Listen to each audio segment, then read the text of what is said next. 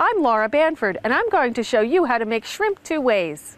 Well, we've cleaned our shrimp, we've marinated our shrimp, and we've wrapped our shrimp up in the prosciutto, and they're all set, and now we're ready to actually saute the shrimp. So I'm heating my pan, so a nice heavy bottomed all clad pan. I'm going to add some grapeseed oil to it. I like grapeseed oil, it's nice and neutral, has a high smoking point. You wouldn't want to use olive oil in this. Grapeseed oil is the one, or maybe a canola oil. That's the only one I would recommend for this. Okay, now we have to make sure it's nice and hot.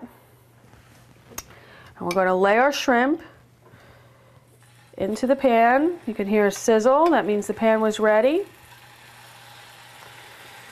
Don't they look delicious?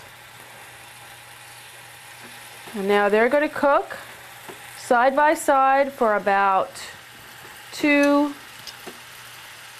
minutes aside. And when we come back, we'll plate our delicious prosciutto wrapped shrimp.